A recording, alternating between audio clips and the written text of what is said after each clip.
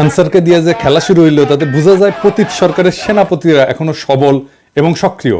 এই আনসার কাণ্ড একটা কিন্তু ওয়েক আপ কল প্রফেসর ইউনূসের সরকারের জন্য। সরকারের সব স্তরে হাসিনার লোকজনদের না বাইর করে দিলে এই অনিশ্চয়তা এবং স্থবিরতা কাটবে না। আমি এটা ক্রমাগত বলে আসতেছি, সুপ্পু থেকে শুরু করে হাসিনার নিয়োগ দেওয়া ব্যক্তিদের বাইর করে না দেওয়ার ফল আমরা পাচ্ছি এবং পাইতে থাকবো। এর আগে শীর্ষ আদালতের মাধ্যমে কু করার চেষ্টা হয়েছিল, আগামীতে এই ধরনের চক্রান্ত চলতেই থাকবে।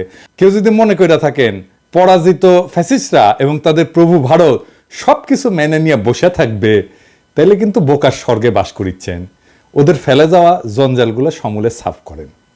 ছাত্ররা আনসার কাণ্ড ব্যর্থ করে দিচ্ছে, কিন্তু ছাত্রদের ডাকতে হবে কেন? পুলিশ আছে না, বিজিবি আছে না, আর্মি আছে না? ছাত্ররা কি ছাত্রলীগ না মাস্তান যে এরা এই শেষ পিটাবে সবাইকে আর সবাই ঠান্ডা থাকবে? এটা কোনো প্রসেস হইল? আনসার অনেক আগে থেকে প্রস্তুতি নিতেছে, আমরা সবাই জানি। আর স্বরাষ্ট্র উপদেষ্টা লেজ মলতেছে বসে বসে। ওই যে দেখেন স্বরাষ্ট্র উপদেষ্টা মালদারে দেখেন কেমনে কথা কয়।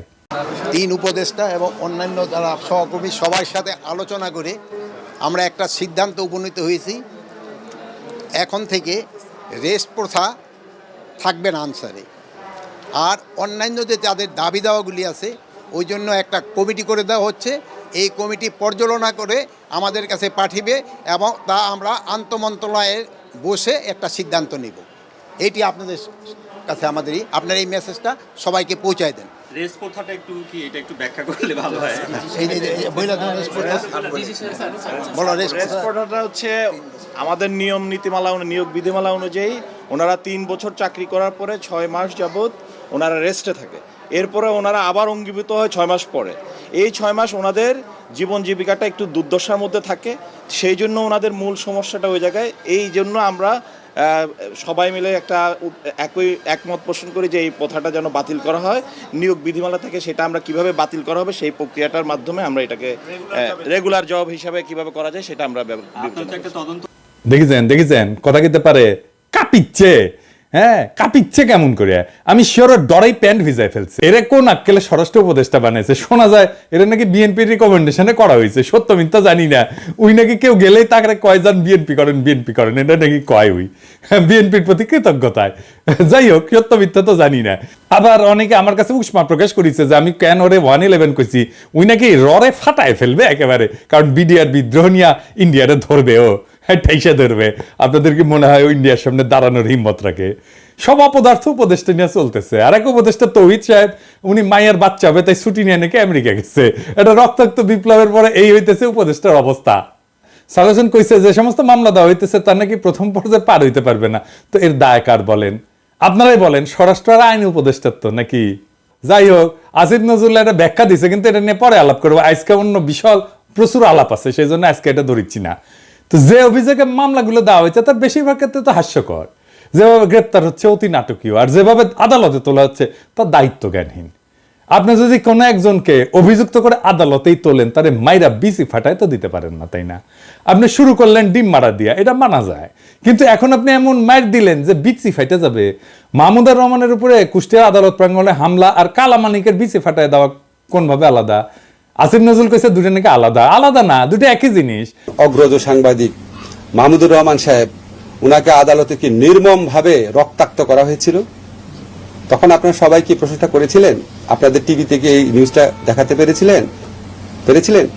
বিএনপির আইনজীবীরা এই কাজ করতেছেন কলে, এটা সবাই কইতেছে। নিজের বিবেককে প্রশ্ন করেন কাজটা ঠিক করতেছেন কিনা। মানিকের বিসি ফাটাইলে পাবলিকে খুশি হবে।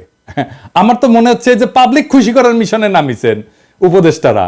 একজন গ্রেপ্তারকৃত অভিযুক্তকে যদি নিরাপত্তা দিতে না পারেন, তাহলে ক্যান্টনমেন্টের মধ্যে আদালত বসান। ক্যান্টনমেন্ট ছাড়া তো এখন আপনাদের কোনো গতি নাই। কিছু হইলে ক্যান্টনমেন্ট, কিছু হইলে আর্মি, তো যান ক্যান্টনমেন্টের মধ্যে যে আদালত বসান, ওইখানে নিরাপত্তা দিতে পারবেন। তো মানিকের উপরে হামলার জবাব কিন্তু প্রফেসর ইউনূসকেই দিতে হবে। আজ হোক কাল হোক, এক সময় দিতে হবে। বিএনপির আইনজীবীদের কেউ এই প্রশ্ন করবে না। প্রফেসর ইউনূসকে এমন একটা বিব্রতকর প্রশ্নের মুখে ঠেলে দেওয়া কার স্বার্থে, কার উপকার করবে? মনে রাখেন, উনি যে আছেন এই জন্য ওয়েস্টকে আমাদের ব্যাপারে হোস্টাইল করতে পারতেছেন ইন্ডিয়া। উনারা আজাইরা বিব্রতকর পরিস্থিতিতে ফেলেন না, উনারা বিব্রতকর পরিস্থিতিতে ফেলবে ইন্ডিয়ান লেসপেন্সারেরা। আপনি যদি ইন্ডিয়ান লেসপেন্সারদের জন্য দেওয়া প্রভুপাদ উপাধি পাইতে চান, সেটা অবশ্য আলাদা কথা। তো প্রফেসর ইউনূসের ডিপেন্ড করলাম, এবার ওনারা এটা ধরি না, কি কন আর ধরি। স্যার আপনি যে জাউরার লগে দেখা করছেন, এই যে ইন্ডিয়ান হাই কমিশনার, আমি খুব মাইন্ড করেছি। আপনার কেউ নিশ্চয়ই বলে যে পিনাকি হুদাই মুখ খারাপ করে। হ্যাঁ, দেখেছেন কি টাইটেল করেছে, দেখেছেন পত্রিকার নিউজে দেখেছেন? হ্যাঁ, এই টাইটেল যদি সত্যি না হয় তাহলে আপনার দপ্তর থেকে প্রতিবাদ পাঠাবেন, আর যদি সত্য হয় তাহলে আপনাকে জবাব দিতে হবে কেন ইন্ডিয়ার কাছে আপনি সাহায্য চাইছেন। প্রণয় ভার্মার লগে আপনার দেখা করতে হবে কেন? সৌজন্য, হ্যাঁ ওই যে কইছে সৌজন্য সাক্ষাৎ, তো ও সৌজন্য দেখাইছে আপনারে স্যার? কি কন? আপনার শপথ অনুষ্ঠানেও আসছিল, আসে নাই, ওই সৌজন্যটা টুকু দেখাই নাই। এই তো জাউরের সৌজন্য বোধ, তাই না? আপনি বলেন ছাত্ররা আপনারা দায়িত্ব দিছে, তো ছাত্ররা কি ভারতের সাথে কুসুম কুসুম সম্পর্ক অনুমোদন করে? করে না তো। তবে এই ছাত্রদের সম্পর্কে কিছু বলা দরকার একজন অগ্রজ হিসাবে, আর এই লড়াইয়ের একজন স্টেক হোল্ডার হিসেবে। আর প্রফেসর ইউনূসকে কিছু ইনসাইড স্টোরি সম্পর্কে বলা দরকার, তাইলে ওনার বক্তব্যগুলো আশা করি আরো নিখুঁত হবে। এই বিপ্লবটা স্যার ছাত্ররা শুধু একা করে নাই, ছাত্ররা লড়াইয়ের স্পিয়ার হেড ছিল, মানে যারা রাজনীতির ভাষায় বলে ভ্যানগার্ড, মানে কমিউনিস্টরা কয় আর কি ভ্যানগার্ড, বর্ষার ফলার মতো আর কি। বর্ষার ফলা কিন্তু একা কিছু না, এটা অকার্যকর অস্ত্র বা সামান্য কার্যকর অস্ত্র। আর পিসের লাঠিটাও একা কিছু না, সামান্য কার্যকর অস্ত্র, কিন্তু দুইটা একসাথে এটা কার্যকর অস্ত্র হইয়া ওঠে। তো বর্ষার ফলাটা হইতেছে ছাত্ররা, আর জনতা হইতেছে পিসের লাঠিটা। ছাত্রদের সাথে জনতাও নামছিল, ব্যাপকভাবে নামছিল। শুধু বিশ্ববিদ্যালয়ের ছাত্র না, মাদ্রাসার ছাত্ররা নামছিল, শহীদ হয়েছে কাতারে কাতারে। কে নামে নাই? রিকশাওয়ালা, গার্মেন্টস ওয়ার্কার, জামাত, বিএনপি, হেফাজতের কর্মীরা, আবু সাইদকে শিবিরের সাথী। তো গত 15 বছর ধরে যারা লড়াই করছে তাদের রক্ত অশ্রু কান্নার উপরে দাঁড়ায় আছে এই লড়াই। এই লড়াই দাঁড়ায় নাই? এই লড়াইকে আকাশ থেকে পড়ছে? হঠাৎ করে বিজয় আসছে? আবু সাইদ যে বুক চিতায় দাঁড়াইছে, এই দাঁড়ানোটা প্রথম কে দাঁড়াইছে বাংলাদেশে? দেখেন তো এই ছবিটা, গার্ডিয়ানে ছাপা হয়েছিল, বিএনপি কর্মী। তারা এইভাবে অসংখ্যবার দাঁড়াইছে। মুক্তিযুদ্ধে যেভাবে আওয়ামী লীগ কুক্ষিগত করেছিল, জনতার বিজয়কে আওয়ামী বিজয় রিডিউস করছিল, সে একই কাজ কইরেন না। আওয়ামী ন্যারেটিভের পরাজয় তো দেখলেন, এবার আপনাদের এই ন্যারেটিভও কিন্তু পরাজিত হবে যদি এটারে ছাত্রদের লড়াই হিসাবে শুধুমাত্র প্রতীয়মান করেন। 5 তারিখে আর্মি গুলি চালায় নাই, চালাইতে পারত। চালাইলে কি হইতো? প্ল্যান কি ছিল? প্রফেসর ইউনূসকে জিজ্ঞেস করেন। আমি ওনারে একটা কাজ করতে রিকোয়েস্ট করছিলাম, স্যার তো জানেন আপনি, যাতে আর্মির গুলি করা ঠেকানো যায়। উনি কাজটা করছিলেন, আপনাকে ধন্যবাদ। ওনার কাজটা সূত্র ধইরা আমার একজন বড় ভাই যিনি জাতিসংঘে কাজ করতেন, তিনি জাতিসংঘে কিছু গুরুত্বপূর্ণ ভূমিকা রাখছিলেন। জাতিসংঘের মহাসচিবের ক্ষেত্রে একটা ক্রুশিয়াল ভূমিকা ছিল। আমি প্রফেসর ইউনূসকে জানাইছিলাম যে এত কিছুর পরেও যদি আর্মি গুলি করে তাইলে প্ল্যান বি কি? আর্মির সাবেক জেনারেলরা আর্মি কনভয়ের সামনে দাঁড়াইতো। কারা কারা দাঁড়াইতো আমি আজকে নাম কইলাম না। হাসিনা যদি টিকা যাইতো তাইলে প্ল্যান সি ছিল। লড়াই এমন জায়গায় পৌঁছাইছিল যে আমরা সশস্ত্র লড়াই করলেও জিতে আসতে পারতাম, আর আমরা সেটা করতামও, আন্তর্জাতিক শক্তির সাহায্য নিয়ে করতাম, আগাইছিলামও, আর বেশি না কই। এইবার আমি একটা খুব খারাপ একটা সেন্সিটিভ প্রশ্ন করি, স্যার আপনারাও করি, ছাত্রদেরকেও করি, কিছু মনে কইরেন না প্রফেসর ইউনূস এবং ছাত্ররা। এই যে কয়েকশো পুলিশ মারা গেল, মাইরা যে টাঙ্গায় রাখা হলো, কে করছে? ছাত্ররা। আপনারা এটার ওনারশিপ নেবেন? নেবেন না তো। থানা আক্রমণ হইল একের পর এক, এমন কোন থানা নাই বাদ গেছে। পুলিশ যে আতঙ্কে পলাইলো, কে মাইরা টাঙ্গায় রাখছিল? কে? ছাত্র ভাই আপনারা রাখছিলেন? হ্যাঁ, কে করলো এটা নিশ্চয়ই বুঝতে পারতেছেন। এই বিপ্লবী সহিংসতা কোনো র্যান্ডম ঘটনা না, আর এইগুলো ছাত্ররা করেও নাই। কিন্তু এই বিপ্লবী সহিংসতার একটা ডিসাইসিভ রোল ছিল। হাসিনা না পড়লে পুলিশের পরে আমলাদের সিরিয়াল ছিল। হ্যাঁ আমি জানি, বাইচা গেছেন আপনারা। ওই যে সব সুন্দরী সব অপসরীরই একটা দুর্গন্ধযুক্ত গুজ্জদার থাকে, সেরকম এইরকম বিপ্লবের একটা বিপ্লবী সহিংসতা থাকে যেটা কেউ ওন করে না, কিন্তু ওই বিপ্লবী সহিংসতাটা দরকার। সেই জন্য আপনি বিপ্লবের পুরা গল্প কোনোদিন পাইবেন না, কারণ এই কথাটা কেউ বলবে না যে আমি এটা করেছি, কেউ বলবে না, কেউ স্বীকার করবে না, কিন্তু এটা হয়েছে। যাই হোক, তাই সবাইরা বাদ দিয়ে একটা গ্রুপকে মহিয়ান করে তোরা কৌশলকে বাদ দিতে অনুরোধ করি। তরুণ ছাত্র নেতা এবং উপদেষ্টা পরিষদের জন্য সামনে কিন্তু বিপদ আছে। বিপদটা কি আমি একটু বলি, খুইলা বলি। ছাত্ররা একটা শক্তি, সত্য, কিন্তু ছাত্র নেতারা ডিসপোজেবল। ডিসপোজেবল কথাটা শুনে আবার মাইন্ড করেন না। ছাত্র নেতাদের শক্তি অতি ক্ষণস্থায়ী। আমিও ছাত্র নেতা ছিলাম, আমিও ঠিক 90-এর অভ্যুত্থানের নেতা ছিলাম। হাজার হাজার ছাত্রকে ডাক দিলে এক কাতারে আনতাম। এখন ওই ছাত্রদের আনতে পারবো না, কারণ তারাও ছাত্র নাই, আমিও নাই।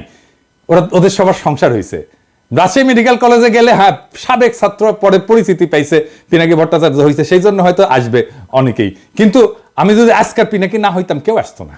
ছাত্রনেতার তার যে কনস্টিটিউয়েন্সি সেটাতে খুব অল্প সময় থাকে, খুবই অল্প সময় থাকে। ওই যে জায়মান অক্সিজেন বলে কথা আছে না, সামান্য সময় থাকে, ওই রকম জায়মান তার শক্তিটা। এই যে 90-এর অভ্যুত্থানের অগ্রপথিক ছাত্র নেতারা, এই যে দেখেছেন ওনারা কোথায়। এই যে বিচিত্রার প্রচ্ছদ প্রতিবেদন হয়েছিল, আমাদের সময় বিচিত্রার প্রচ্ছদ প্রতিবেদন হওয়া মানে বিশাল বিশাল ব্যাপার। বিচিত্রার প্রচ্ছদ প্রতিবেদন হয়েছিল, ওনাদের ছবি দেয়া, ওনারা কোথায়? কোথাও নাই। অথচ উনাদের কথায় তখন দেশ চলতো। এরশাদের পতনের পরে বাংলাদেশের ছাত্র নেতাদের মধ্যে 4 খলিফার চাইতে বড় ছাত্র নেতা আসে নাই। ওনাদের গত 40 বছরে কোনো বেল ছিল রাজনীতিতে? ছিল না। এখন আজকার ছাত্র নেতারা ডাকলে হাজার হাজার ছাত্র আসে।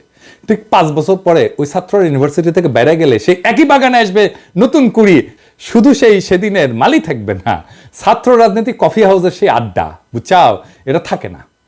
বারবার ছাত্রদের সামনে আয় না, জনতাকে যে সামনের কাতার থেকে পিছে ঠেলে দেওয়া হইতেছে, তার সবচেয়ে বড় ভিকটিম হবে ছাত্ররাই, ছাত্র নেতারাই। তারা শক্তিহীন হইয়া পড়বে। রাজপথে ছাত্র জনতার বিপ্লবী ঐক্য হাসিনাকে পরাস্ত করছে, শুধু ছাত্ররা করে নাই। ক্ষমতা জিনিসটাকে আজকের ক্ষমতাবানদেরকে বুঝতে হবে খুব খেয়াল করে, কারণ এটা না বুঝলে আপনি ক্ষমতাকে ম্যানেজ করতে পারবেন না। কারণ ক্ষমতা খুব ডেঞ্জারাস জিনিস। আমি আপনাদেরকে বিপ্লবের একটা এক্সাম্পল দিয়ে দেখাই। ক্ষমতা কিভাবে বিপ্লবকে ধ্বংস করে দিতে পারে। রুশ বিপ্লব টেকেছিল, টেকে নাই। এত বড় সফল বিপ্লব টেকে নাই কেন জানেন? কারণ লেনিন নিজে ক্ষমতাকে কিভাবে ডিল করবেন, জনতার সাথে কিভাবে পুনঃসম্পর্ক স্থাপন করবেন, জনতাকে দিয়ে কিভাবে বিপ্লবকে ওন করাবেন, সেটা বুঝতে পারে নাই লেনিনের মতো প্রখর রাজনৈতিক মেধার লোক। ক্ষমতা এসে বিপুলভাবে অজনপ্রিয় হয়েছেন লেনিন আর তার নিজের দল মাত্র কয়েক মাসের মধ্যে। এটার সাথে বাংলাদেশের আগস্ট বিপ্লবের মিলটা ধরাই দেব, মজা পেবেন। রাশিয়া বিপ্লব হইল, লেনিন ক্ষমতা নিলেন, তারপর একটা নির্বাচন দিলেন কয়েক মাসের মধ্যে এবং গোহারা হারলেন। বিরোধী দল পেল 40% ভোট আর সে পেল মাত্র 25% ভোট। তারপর পার্লামেন্টে রেড আর্মি পাঠায় ওদেরকে পার্লামেন্ট ছাড়া করলেন। এটা হচ্ছে লেনিনের কেরামতি। সফল বিপ্লব করলো যেই দল ক্ষমতায়, তারপরে গোহারা হারলো। আর ওই হারার পরেই Soviet union one party state হয়ে ওঠে ধীরে ধীরে। দীর্ঘমেয়াদে শুধু বিপ্লব না, একটা প্রসপারাস নেশনকে পিছায় দেওয়া হয় বহু বছর, আজকে পর্যন্ত মাথা তুলে দাঁড়াইতে পারেনি। আর একটা এক্সাম্পল দিই, শপথ নেওয়ার আগে মোস্ট প্রমিনেন্ট পপুলার ছাত্র নেতা কারা ছিল? আসিফ আর নাহিদ তো, তাই না? এখন মোস্ট প্রমিনেন্ট পপুলার ছাত্র নেতা কে? সার্জিস আর আফনাজ আব্দুল্লাহ। কেন বুঝলেন তো? কারণ ওটা ক্ষমতার বাইরে। ক্ষমতা জনগণের সাথে নেতার দূরত্ব তৈরি করে সব সময়। ক্ষমতাবানকে জনগণ পছন্দ করে না, ক্ষমতা জনগণকে দূরে সরায় দেয়। লেনিনের মতো প্রখর রাজনৈতিক মেধা এই ক্ষমতাকে ম্যানেজ করতে পারে নাই। দুইটা দেশ পারছিল কিন্তু বিপ্লবের পরে ক্ষমতা আর জনতার মধ্যে মেলবন্ধন করতে, কিউবা আর ইরান। সেই জন্যই দুই দেশে এখনো বিপ্লব টিকে আছে। আর এই অরাজনৈতিক এনজিও দুর্বল বুইরাদের ক্যাবিনেট পারলে ভালো, কিন্তু প্রফেসর ইউনূস তো খমিনেও না লেনিনও না। এখনই প্রফেসর ইউনূসের সরকারকে অনেকে এনজিওগ্রাম সরকার বলে। ওই যে হার্টের এনজিওগ্রাম না, ওই এনজিও মানে নন গভর্নমেন্ট অর্গানাইজেশন, আর গ্রামীণের গ্রাম মিলে এনজিওগ্রাম সরকার। হ্যাঁ বুঝছেন স্যার, আপনার সরকারকে এনজিওগ্রাম সরকার বলে। বুড়াদের লাগে এনজিওগ্রাম। এটা নতুন তরুণ বাংলাদেশ করতে পারবে না। আপনার ক্যাবিনেটের 2জন তরুণ ছাত্রকে নিয়েছেন, আমি প্রথম দিন এটা অ্যাপ্রিসিয়েট করছি, বলছি যে এটা ভালো কাজ হয়েছে। আপনি সবাই নেন তরুণ, সবাই সব উপদেষ্টারা তরুণ নেন, এই যে ছাত্রদের নেন, কোনো অসুবিধা নাই তো, আমরা সাপোর্ট করব। ওরা খুব ভালো পারবে চালাইতে। এর আগে ব্রিগেডিয়ার স্বাগত কইছিলেন না আওয়ামী লীগকে দল গুছাইতে, আজকে আসিফ নজরুল পিছে মুজিবের ছবি নিয়ে কইলেন আওয়ামী লীগ ঐতিহ্যবাহী দল, তার সংগঠন করার অধিকার আছে। ব্যক্তিগতভাবে আমি মনে করি কোনো রাজনৈতিক দলকে নিষিদ্ধ করার পক্ষে আমি না। আওয়ামী লীগ বাংলাদেশের স্বাধীনতা সংগ্রামে নেতৃত্ব প্রদানকারী দল। বিভিন্ন গণতান্ত্রিক সংগ্রামে এই দলটার অবদান ছিল। গত 15 বছর তারা যা করেছে সেটা তাদের ঐতিহ্যের সাথে যায় না। মানে বুঝছেন তো, এই এনজিওগ্রাম সরকারের কাম হইতেছে আওয়ামী লীগকে সাফসুতরা কইরা আবার মানুষের সামনে পরিবেশন করা। আসিফ নজরুলকে জিজ্ঞেস করেন, জার্মানিতে হিটলারের দল কি রাজনীতি করতে পারে? আওয়ামী লীগ কি ফ্যাসিস্ট দল না? আসিফ নজরুলকে জবাব দিতে হবে যে হ্যাঁ বা না বলতে হবে। জয়তে বললে চলবে না, যদি কিন্তু ইত্যাদি ইত্যাদি বললে চলবে না। কোন অথরিটিতে আসিফ নজরুল বলে যে আওয়ামী লীগের রাজনীতি করার অধিকার আছে? শেখ মুজিবের ছবি ভাস্কর্য যেই জনতা ভাঙ্গে ফেলা বিপ্লবের বিজয় ঘোষণা করেছিল, সেই নিন্দিত স্বৈরাচার ফ্যাসিস্ট হাসিনার পলিটিক্যাল আইকন মুজিবের ছবি পিছনে লাগায় যে উপদেষ্টাগরি করতেছেন, এইটা কি জনগণের অনুমোদন নিয়ে লাগাইছেন পিছে? জনগণ তো এটা ভাঙছে, আপনি পিছে লাগায় রাখছেন কেন? টেঙে রাখছেন কেন? আর একটা বিষয় একটু আলাপ করে নিই, আমাদের মিডিয়ার কিছু রেসপন্সিবিলিটি নিয়ে। সরকার গুমের শিকার ব্যক্তিদের সন্ধানে 5 সদস্যের কমিটি করছে, এর মধ্যে সাজ্জাদ হোসেন একজন।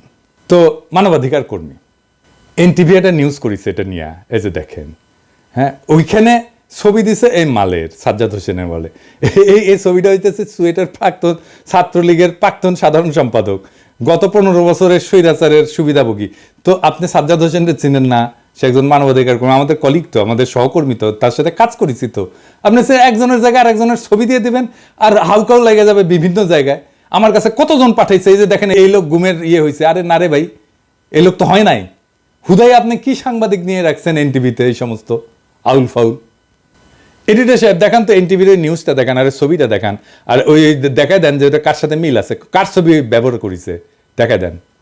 এই কাজ করেন না। যাই হোক, আর এটা ইস্যু নিয়ে প্রফেসর ইউনূসের আমি নজর কামনা করছি। আসেন এটা আলাপ করি। হাজার হাজার আহত জনতা ছাত্র কাতরাইতেছেন। আপনি বলছিলেন না এদের চিকিৎসা ব্যবস্থা করবেন, আর তালিকা করতে পারলেন না আহত নিহতদের। আপনার উপদেষ্টাদের তো জানাই নাই কেমনে দেশ চলে, কিভাবে দেশটা ফাংশন করে, কয় হাজার আহত, 10,000 20,000, তালিকা করতে পারেন না এতদিনে। একটা হসপিটালে তো গেছে সে, তাই না? যে কোনো হসপিটালে যে কোনো আহত রোগীর একটা আলাদা ডেটাবেস থাকে, ওটা পুলিশ কেস বলে, এটা লাল সিল দেওয়া থাকে, ইনকা করে ঠাকাস করে মেয়েরা দেয়। তো এই পুলিশ কেসগুলোর তথ্য নিয়ে রোড ট্রাফিক অ্যাক্সিডেন্ট, সাপে কাটা আর বিষ খাওয়া, এই 3 ধরনের রোগী যদি বাদ দেন 18 জুলাই থেকে 5 আগস্টের, তাহলে আহতদের পূর্ণাঙ্গ তালিকা পেয়ে যাবেন। ওখানে ঠিকানাও থাকে, ফোন নাম্বারও থাকে। 1 সপ্তাহের কাজ, আর একটু ভ্যালিডেট করে 1 সপ্তাহ, ম্যাক্সিমাম 1 সপ্তাহের কাজ। দেশ কেমনে চলে এটা জানেই না, এইগুলারে আপনি উপদেশটা বানাইছেন তো বানাইছেন, বানান ছাত্রদের বানাইতেন, সবগুলোই ছাত্র নিতেন, খুব ভালো কাজ করবে। আমি প্রথমে 2 জন ছাত্র বানাইছিলেন উপদেশটা, আমি কইছিলাম এটা ভালো কাজ করেছেন, আর সবগুলোরে নিতেন ছাত্র, কোনো সমস্যা ছিল না তো। যাই হোক, এই আলাপে শুধু ছাত্র না, ছাত্র জনতার এই বিপ্লবের অংশগ্রহণ নিয়ে কথা বলছি। তো আমি শহীদদের নিয়ে এপিসোডে মাঝে মাঝে শেষ করতাম। আজকে আমি যারা নিয়ে কথা বলবো সে শহীদ কিনা জানি না, কিন্তু এই আন্দোলনে সে একজন নিখোঁজ ব্যক্তি। আসেন তারে নিয়ে একটু কথা বলি। ইয়াসিন আরাফাত একজন দরিদ্র শ্রমিক, রাজধানীর ঢাকার কুড়িল এলাকায় ইঞ্জিন মেকানিক হিসেবে কাজ করতেন। একই এলাকায় ফুচকা বিক্রি করতেন বাবা আবুল কালাম। গত 18 জুলাই বিকেল ইয়াসিন আরাফাত বাবাকে ফোন দিয়ে বলে, বাবা আমি খুব বিপদে আছি। এরপর ফোনের লাইন কেটে যায়। ওই ঘটনার 1 মাস পার হলেও ছেলের সন্ধান পাননি আবুল কালাম। সন্তানের খোঁজে বিভিন্ন জায়গায় ঘুরে বেড়াচ্ছেন। অন্যদিকে নিখোঁজ থাকার পর অনেকে ফিরতে শুরু করেছেন পরিবারের কাছে, কিন্তু ইয়াসিন আরাফাত ফেরেনি। কেউ তার খোঁজ নেয়নি, কেউ ফেসবুকে লেখেনি, তাকে নিয়ে কোনো পত্রিকা স্টোরি করেনি। করবে কেন? সে তো আর এলিট না, নিতান্তই সাধারণ শ্রমিক, যারা কোনো প্রতিদানের আশা ছাড়াই লড়াইয়ের মাঠে নেমেছিল। কোনো কোটা না, কোনো চাকরির ন্যায্যতা না, নিতান্তই সে হাসিনার নির্মম শাসনের বিরুদ্ধে, ছাত্রদের উপরে চলা নির্মম ফ্যাসিস্টের আক্রমণে বিক্ষুব্ধ হয়ে পথে নেমেছিল। সম্ভবত তার জীবনটাও দিয়ে দিয়েছে। তারপরে বেওয়ারিশ লাশ হয়ে কোথাও দাফন হয়ে মাটিতে মিশে গেছে এতদিনে। তার বাবা কাঁদতে কাঁদতে ছেলেকে খুঁজছে। তার কান্নাও একদিন শুকিয়ে যাবে। বিপ্লবের এমন অসংখ্য শহীদ অগোচরে থেকে যাবে। এইসব জানা অজানা অসংখ্য শহীদদের রক্ত মারিয়ে যারা ক্ষমতার মসনদে বসলেন, তারা এই ফ্যাসিস্টকে সাফসুতরো করে আবার আমাদের পরিবেশন করবেন। হাসিনার অনুগতদের দিয়ে প্রশাসন চালাবেন। পিছনে ফ্যাসিস্টের আইকনের ছবি ঝুলিয়ে একটুও গ্লানিতে ভুগবেন না। ইয়াসিন আরাফাতের বাবা আবুল কালামের জীবনটা এক অসীম দুঃখে ডুবে গেছে। প্রত্যেকদিন সকালে হয়তো তিনি ঢাকার কুড়িলে যান, যেখানে একসময় তার ছেলে ইয়াসিন আরাফাত কাজ করত। পুরনো স্মৃতির টানে তিনি প্রতিদিন সেখানে যান, যেন অলৌকিকভাবে ছেলেকে দেখতে পাবেন হঠাৎ। কিন্তু ইয়াসিন আরাফাত ফেরে না, আর কোনোদিন সে ফিরবে না। আবুল কালামের চোখের পানির কোনো শেষ নেই। সেই জন্যই তিনি কাঁদেন, অবিরাম কাঁদেন। তিনি জানেন যে তার কান্না কখনোই শেষ হবে না। প্রত্যেকটা দিন তাকে মনে করিয়ে দেয় তার ছেলে আর নেই, কিন্তু তবুও তিনি আশা ছাড়েন না। ছেলের খবর পাওয়ার আশায় দিন রাত কাটান। এদিকে ক্ষমতার খেলার মঞ্চে এই সাধারণ শ্রমিকের আত্মত্যাগ কোথাও স্থান পায় না। অন্যদের মতো ইয়াসিনেরও কোনো স্বীকৃতি নেই। তার জীবনটা যেন একটা নিষ্ফল স্বপ্নের মতো। তার বাবা আবুল কালাম নিজের চোখের জল দিয়ে সেই স্বপ্নকে কবর দিয়ে যাচ্ছেন প্রত্যেক দিন। কিন্তু এই নিঃশব্দ কান্নার মধ্যেও আরেকটি আগামী বিপ্লবের বীজ রোপিত হয়েছে। ইয়াসিন আরাফাতের রক্তের ফোঁটাগুলো সেই বীজের জন্যে জল হয়ে থাকবে। হয়তো একদিন, অনেক অনেক দিন পর, এই রক্তের রঙে রঙিন হয়ে, এই রক্তের রঙে রঙিন হবে নতুন একটা ভোর। ইয়াসিনের মতো অজানা শহীদদের রক্তেই ফুটে উঠবে সেই ভোর, যা সত্যিকার স্বাধীনতার আলোকে আলোকিত। ততদিন পর্যন্ত আবুল কালামের চোখে থাকা আশা হয়তো ম্লান হবে না, কারণ তার ছেলের আত্মত্যাগ সেই দিনের বিপ্লবীরা ঠিকই স্মরণ করবে, যে বিপ্লব এক এলিটের হাত থেকে আর এক এলিটের হাতে ক্ষমতা হস্তান্তর করবে না। এভাবেই অগণিত শহীদের আত্মত্যাগ একদিন ইতিহাসের পাতা জুড়ে লেখা হবে। আর তখনই হয়তো আবুল কালামের চোখের জল একটু থামবে এবং তিনি জানবেন যে তার ছেলে কোনো অচেনা ইতিহাসে হারিয়ে যায়নি, বরং সেই ইতিহাসের অংশ হয়ে বেঁচে আছে। ইনকিলাব জিন্দাবাদ।